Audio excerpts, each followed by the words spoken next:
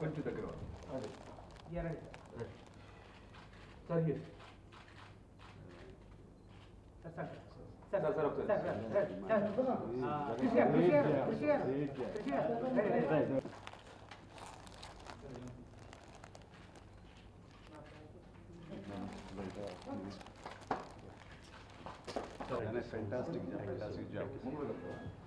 నేను నిన్న కంచె సినిమా చూడటం జరిగింది.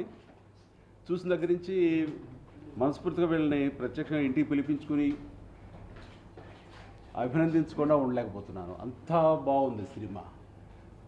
అంటే ఇది ఒక ప్రయోగం కాదు, ఒక అద్భుతమైన, ఒక అందమైన, ఆరోగ్యకరమైన ప్రయోగం కాదు, ప్రయత్నం అని చెప్పగలను. విజయవంతమైన ప్రయత్నం. చాలా హృద్యంగా సాగింది మొత్తం బిగినింగ్ నుంచి ఎండ్ వరకు. ఒక యువకుడి యొక్క జీవితాన్ని అతని వృత్తిపరంగా అలాగే వ్యక్తిపరంగా రెండు కూడాను చాలా చక్కగా నడుపుకుంటూ చక్కటి కథనంతో ట్రీట్మెంట్ తోటి చాలా బాగా అల్లినటువంటి సినిమాగా నేను కంచెని చెప్పగలను. అంటే ఒక పల్లెటూరు వాతావరణాన్ని, ఒక ప్రేమ కథని ఎంత నేటివిటీ తోటి చెప్పారో అదేవిధంగా ఒక వార్ని, పూర్వపు కాలపు వార్ని, అంటే సెకండ్ వరల్డ్ వార్ల ఆ వార్ని హాలీవుడ్ స్థాయికి ధీటుగా ఆయన తీసి చూపించగలిగారంటే క్రిస్ నిజంగా నేను మనస్ఫూర్తిగా అభినందించుకోవడం లేకపోతున్నాను. అంత ఫెంటాస్టిక్ అసలు. అలాగే ఈ సినిమా ప్రతి ఒక్కరు కూడా చూసి ఆనందించే సినిమా ఈ కంచె. ఇక మా అబ్బాయి వరుణ్ ఆ సినిమాకి ఆ క్యారెక్టర్ చాలా ఒదిగిపోయాడు, చాలా యాప్ట్గా ఉన్నాడు. అంటే 1930s 40s ఆ దశకంలోని లుక్స్, ఒక క్లాసిక్ యువకుడు ఎలా ఉండాలో అంత ఇదిగా తాను తర్జుమా అవ్వటానికి క్రిస్ యొక్క సలహాలు సంప్రదింపులతోటి తాను బాగా మలుచుకున్నాడు. ఆయన చూస్తుంటే 1940s సినిమా హీరోస్ లాగే ఆయన అనిపించాడు తప్ప ఇప్పుడున్న కాంటెంపరీ సమకాలీన ఈ మోడ్రన్ యువకుడు ఏదో కనిపించాలి, అందులో తను ఇమడాలంటే చాలా కష్టం. బట్ చాలా ఈజీగా ఇమిడిపోయి ఆ రకంగా తను కూడా రక్తిగట్టించి ఒక వార్ సీక్వెన్స్లో ఎంత బాగా అయితే కనుక ఒక వారియర్ లాగా చేశాడో, అలాగే ఈ పల్లెటూరు సీన్స్లో కూడా అంత నేటివిటీతో చేసి రెండు రక్తిగట్టించి చాలా చక్కగా తను రాణించినందుకు మా వరుణ్ కూడా మనస్ఫూర్తిగా ఒక ఫాదర్గా నేను చాలా చాలా హ్యాపీ ఫీల్ అవుతున్నాను, నేను గర్వపడుతున్నాను.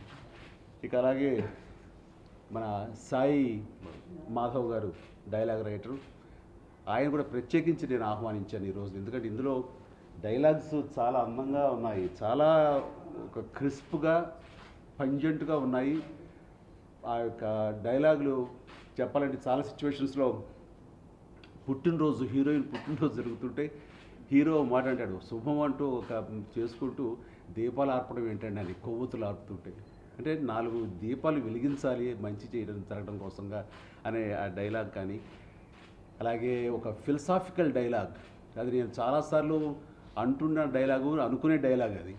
ఎప్పుడైతే మనస్పర్ధలు ఎవరి మధ్యన వస్తే ఒకసారి మనం ఈగిల్ పాయింట్ ఆఫ్ వ్యూలో చూస్తే కనుక వీఆర్ నథింగ్, దీనికోసం మనం ఇంత మదన పడిపోతుంటాం, ఇంత మీమాంసలో ఉంటాం మనం చెప్పేసి అనిపిస్తుంది. ఆ డైలాగ్ ఎంత బాగా రాశారంటే వరుణ్తో చెప్పించారు. మన దేశం యొక్క, భారతదేశం యొక్క వైశాల్యం అటు ఇటు చూసుకుంటే 2000 చిల్లర కిలోమీటర్లు ఉంటుంది. అది ప్రపంచంతో పోల్చుకుంటే కనుక నథింగ్. ఈ ప్రపంచం సౌర కుటుంబంలో ఒక మూలం ఉంటుంది. ఈ సౌర కుటుంబం పాలపుంతలో కానివ్వండి, పాలపుంత గెలాక్సీలో కానివ్వండి, ఇవన్నీ చూస్తుంటే మనం ఎక్కడో చిన్న చుక్కలో ముక్కలా బతుకుతుంటాము. అలాంటిది దీనికోసంగా కొట్టుకోవడం ఏంటి, తిట్టుకోవడం ఏంటి అంటూ ఆ ఫిలసాఫికల్ డైలాగ్ ఒకటి ఆలోచింపచేసే విధంగా ఒక డైలాగుని చాలా చక్కగా ఆయన రాయటం జరిగింది. అదేవిధంగా కులాల గురించి ప్రస్తావిస్తూ వాళ్ళ యొక్క వృత్తిని బట్టి కులాలే తప్ప కులాలు అనేవి ఎక్కడ లేవు. కమతం చేసుకునేవాళ్ళు, కాపు కాసుకునేవాళ్ళు, కాపలా కాసేవాళ్ళు, అలాగే నేసుకునేవాళ్ళు, అలాగే చేనేత, ఇట్లా వీళ్ళ పనిని బట్టి వాళ్ళు కులాలు వచ్చింది తప్ప, వృత్తులు బట్టి కులాలు వచ్చింది తప్ప మరి కులాలంటే ఎక్కడ ఏమీ లేదు. అంటూ ఒక ఆలోచింపజేసే విధంగా ఒక చైతన్యవంతంగా ఆ డైలాగులు హీరోతో చెప్పిస్తారు. అంటే నువ్వెవరివి అంటే నీది ఏ కులం అని కాదు, నీ వృత్తి ఏమిటి అని అందులో చెప్పడం జరిగింది. అలాగే ఒక వరుణ్ వాళ్ళ తాత గొల్లపూడి మారుతిరావు గారితో ఒక డైలాగ్ అనిపించారు. కనపడకుండా పోయిన మనవడి గురించి కొంచెం ఆందోళనగా ఉంటే ఆ ఊరి జమీందారు అంటాడు, ఏంటి నీ మనవడు భయపడి పారిపోయాడని నువ్వు బాధపడుతున్నావు భయపడుతున్నావా అంటే, వాడు భయపడితేనే చాలా ధైర్యంగా ఉంటానండి, వాడు భయపడ్డాడండి అదేనండి నా భయం అనే డైలాగు హీరోయిన్స్ దాన్ని ఎంత చక్కగా ఎత్తి చూపించి రాయించారంటే అది చాలా ఇది. ఇలాంటివి ఎన్నో ఎన్నో ఎన్నో ఇందులో ప్రతి సీన్లోనూ ఏదో ఒక డైలాగు వాళ్ళ యొక్క మన పనితనం లేదా పెన్నుతనం బాగా చూపిస్తున్నారు మాధవ్ గారు. దానికి కృషి మన క్రిస్ గారి యొక్క పుష్, అదేవిధంగా ఆయన దాన్ని అర్థం చేసుకుని కథాపరంగా ఆయన రాసిన డైలాగ్ మాధవ్ గారిని కూడా నేను మనస్ఫూర్తిగా నేను అభినందిస్తున్నాను. ఇట్లా సినిమా ఇంతగా నేను ఇన్స్పైర్ అవ్వడానికి కారణం, నేను ఏ ఎక్స్పెక్టేషన్స్ లేకుండా వెళ్ళాను. అంటే ప్రాక్టికల్గా చూస్తే ఈ సినిమా వాళ్ళు ఫారిన్లో జార్జియాలో తీశారు. ఆ వార్ సీన్స్ అన్నీ కూడాను ఆ రియల్ లొకేషన్స్లో అంత ఆథెంటిక్గా తీశారు. ఇది బహుశా ఎన్ని వందల రోజులు అయి ఉంటుందో అనే భావన నాకు కలిగితే, కేవలం సినిమా మొత్తం 55 రోజుల్లో చేయటం అనేది నాకు చాలా ఆశ్చర్యంగా అనిపిస్తుంది. అది నిజంగా మనస్ఫూర్తిగా ఆ విషయంలో ఆ ఆస్పెక్ట్లో నేను క్రిస్ని మనస్ఫూర్తిగా అభినందించాలి. ఇది ప్రస్తుతం 150 రోజులు 125 రోజులు 200 రోజులు ఇలా తీసుకుంటూ వెళ్ళిపోతూ ఎక్కడ ఒక లిమిట్ లేకుండా ఒక హద్దు లేకుండా అయిపోతుంది ఈ తరుణంలో. ఆ విధంగా ప్రొడ్యూసర్స్ కూడా చాలా ఇబ్బందికరంగా ఉండేటటువంటి పరిస్థితుల్లో, బడ్జెట్ని కంట్రోల్ లేకుండా అయిపోయే పరిస్థితుల్లో క్రిస్ లాంటి వ్యక్తి ఇంత గ్రాండ్యూరు, ఇంత విజువల్స్ తోటి, ఇంత కష్టసాధ్యమైనటువంటి ఈ సినిమా 3 సాంగ్స్ తోటి ఈ సినిమా కేవలం 55 రోజుల్లో తీయటం అంటే కనుక ఇండస్ట్రీకి ఒక రకమైనటువంటి ఎడ్యుకేషన్ లాగే నేను చెప్పాలి. ఇండస్ట్రీ ఇది ఒక సినిమా గీటు రాయి. ఒక ఇంత తక్కువలో కూడా ఇన్ని తక్కువ రోజుల్లో కూడా ఇంత ఎఫెక్టివ్గా తీయచ్చా అంటే ఇది నిజమైన దర్శకుడి ప్రతిభకు ఒక గీటు రాయిగా నేను ఈ సినిమాని నేను చెప్పుకోవాలి. క్రిస్ని ఆ విధంగా కూడా నేను మనస్ఫూర్తిగా నేను అభినందించాలి. అండ్ చిత్రంలో ప్రతిదీ కూడా చాలా ఆథెంటిక్గా తీశారు. ప్రతి కార్నరు ప్రతి కోణం నుంచి చూసినా కానీ, అందుకని మనస్ఫూర్తిగా ఈ రోజున ఈ యూనిట్నిలో పనిచేసిన అందరినీ మీ సమక్షంలో మనస్ఫూర్తిగా నేను అభినందిస్తున్నాను.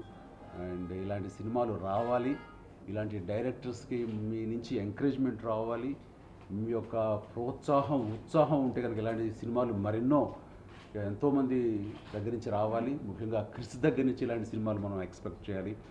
ఇది చక్కటి కమర్షియల్ సినిమాయే అని అనుకోవాలి తప్ప ఏదో క్రిస్ నుంచి క్లాసిక్ సినిమా, క్లాస్ సినిమా, ఏదో ఒక ప్రయోగాత్మక సినిమాని మాత్రం అనుకోవాల్సిన అవసరం లేదు. ఇది ఆరోగ్యకరమైన కమర్షియల్ సినిమానే. అండ్ మనస్ఫూర్తిగా మరొకసారి అందరికీ నా అభినందన తెలియజేస్తాను. Thank you very much.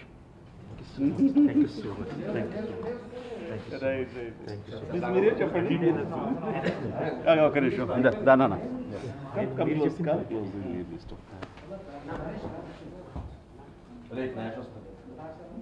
Right.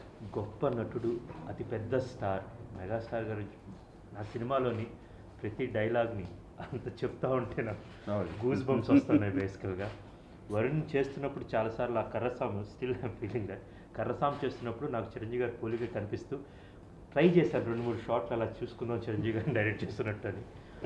ఈరోజు మా నాన్నగారు పుట్టినరోజు. జాలముడి సాయిబాబు గారు నాకు జన్మదాత, నాకు గమ్యం ప్రదాత.